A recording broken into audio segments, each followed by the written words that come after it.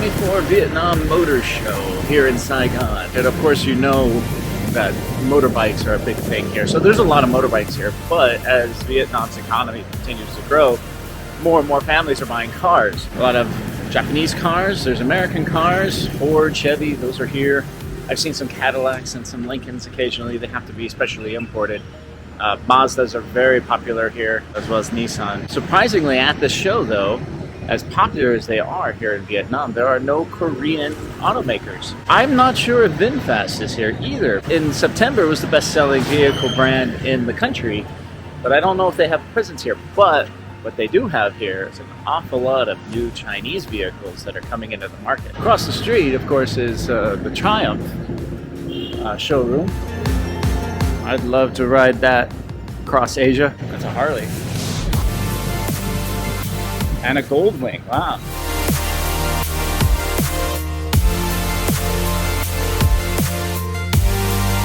So a Moda, I've never heard of it. It is a brand new brand from the Cherry company in China. Very typical of a Chinese style with the two screens, center console. Oh, a Moda. It looks very familiar. Like when I sit in this, I don't know exactly what car I'm comparing it to, but it definitely feels very, very familiar to me. I know a lot of Chinese brands, they have a distinct feel to. See, that feels very good. Dual phone chargers. Not a large car. It's a crossover. Pretty decent looking back seat, but I feel like I'm in a bathtub. The window sills are really high on this, and so is the center console, so you really sit very low in it. A premium and a flagship, 1.5 Ford turbo, which is common obviously for China.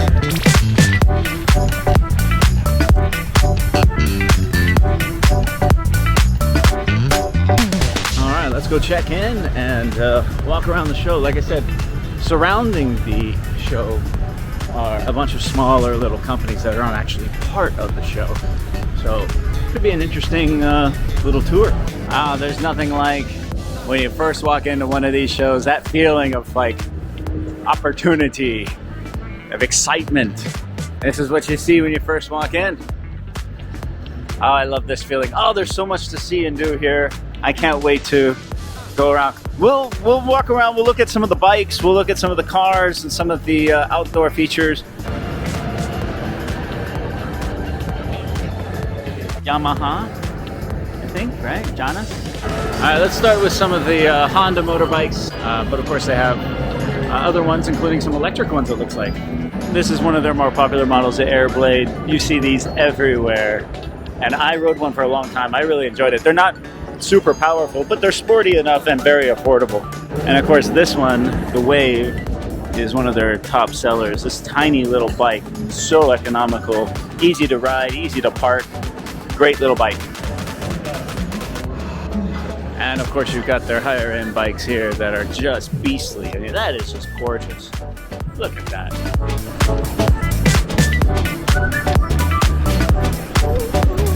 Next up will be Suzuki.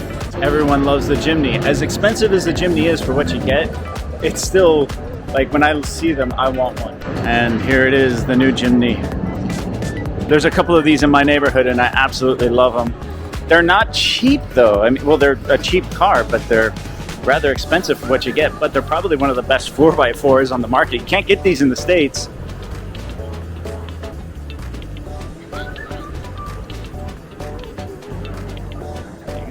This one has an automatic, but you can't get them with a stick shift, and these things are so much fun to drive. I mean, just sitting here in the auto show, I want to drive this. I want to like go off find some dirt trails. But yeah, everything in here is super cheap. It's lacking. I mean, it does have a touch screen, but an old-fashioned transfer case. Yeah, it's a cheap plastic, but it'll last a long time, and it will retain its value better than almost any car on the market. And they do have a 4-door one that they've started selling in some markets. I haven't seen them here in Vietnam yet. For all my friends back in the States, eat your heart out. We can get them here. And you can't get them in the States, but look at the departure angles. and the approach angles. I mean, considering its size and how tiny it is, it's probably better than a Jeep Wrangler off-road. In fact, I think many reviewers will say that. And I do see a lot of them in my neighborhood with these roof racks and like tents and all kinds, even have like ladders that go up to the top. I mean, you can really customize these nicely. This is the other one they sell here, the XL7. This is a hybrid. I see a lot of these as like grab cars. You'll find a lot of the cars here are actively used for grab. There are more models on the displays here than I've seen in any other show I've been to in the world. I mean, literally every bike and every car has some model. I am starting to see these very popular on some walking streets, especially in my home in Da Nang. You buy a truck and you can mobile.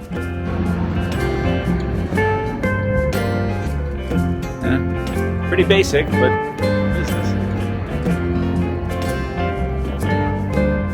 Now this is interesting because camping is not really a thing here in Vietnam. I'm sure it will be in the future, but this is Mitsubishi with their new Triton pickup truck. And I'm excited to check this one out. I like Mitsubishi. I'm excited to see their trucks. Pickup trucks are a thing in Vietnam. Not as much so as in like say Thailand or the Philippines, but it is becoming more and more of a commuter vehicle rather than simply a utility vehicle. This is the brand new one, huh? Right? Wow, it's big.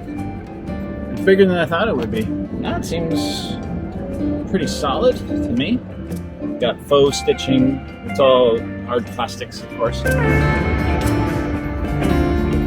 think this has two glove boxes. USB-C, and a button to start it. Okay? But I love these switch gears for the climate control. It's not buried and like, it's very comfortable. You just put your hand here and you can play with it. You can get lots of things in that thing. Damn if it doesn't look good in black.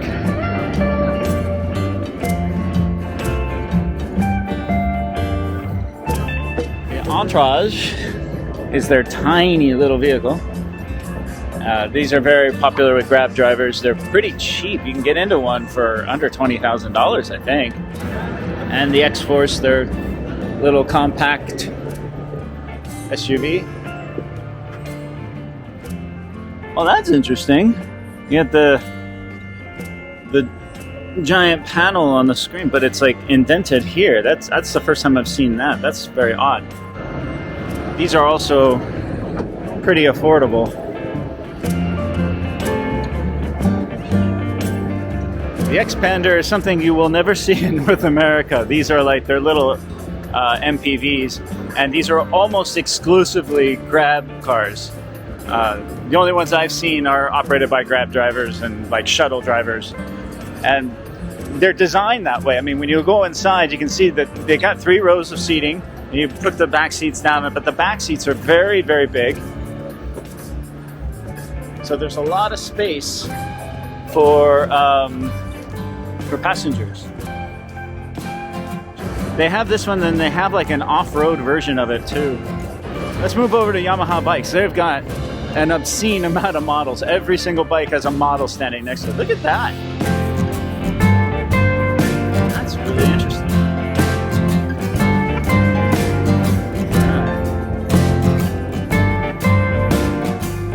Touring bikes. I'd love to have a tour bike, the X-Max.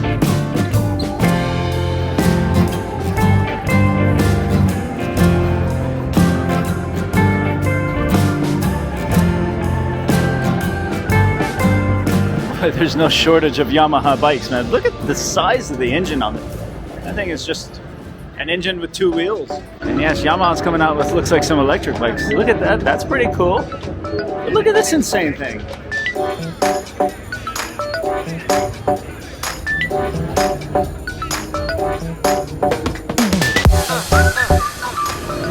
SYM, like I said, there's no shortage of options when it comes to bikes in Vietnam. It's like per capita, I think it's the #1 country in the world for bike ownership. And the infrastructure in the cities, I mean, it's tough to own a car here. There's no parking in the downtown areas, and if you do find parking, it's very expensive. So, but you can always find a place to park your bike. Next up is Skoda. Skoda is one of the oldest brands in the world. I believe it comes from like Eastern Europe originally. And you don't see too many of them on the road these days here in Vietnam, but they got quite a booth here. Higher end, it looks like. I mean, everyone's in a suit.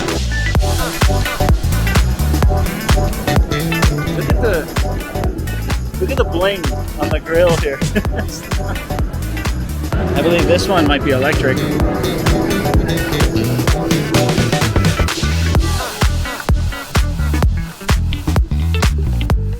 Vietnam trying to go to the electric thing, VinFast, and there's no Teslas here, but there's just really no infrastructure for electric vehicles. Although that is changing and will change in the future, but it will take some time to get there. The adaptation will be long term, but it is something that they want. I have to say the Skodas look very nice. Think of this as a Kodiak. As far as I know, they only have the 2 models. It looks like they're coming out with a lot more models here, but Kodiak is one that they do sell. This is their large SUV. And let's sit in this one. Let's take a look at the, wow, a lot of intricate angles, and I don't want to say it's Alcantara, but it's like a suede interior all over with really good quality. Really impressed. The last time I sat in a Skoda was years ago back in China, and you know, they didn't really impress me all that much, but that has changed. This one, this Kodiak, is gorgeous. See, you can see there is a little bit of cheapness here and there, but the design itself seems pretty solid. I mean, overall, this is a good looking car. This one has 3 rows, giant sunroof. It doesn't have the captain seats here. I don't know if you can get those, but you can see just how high up the front seats are compared to the back seats. That is something unique. But a damn good looking car, to be honest. Kind of low. I wouldn't even call it an SUV.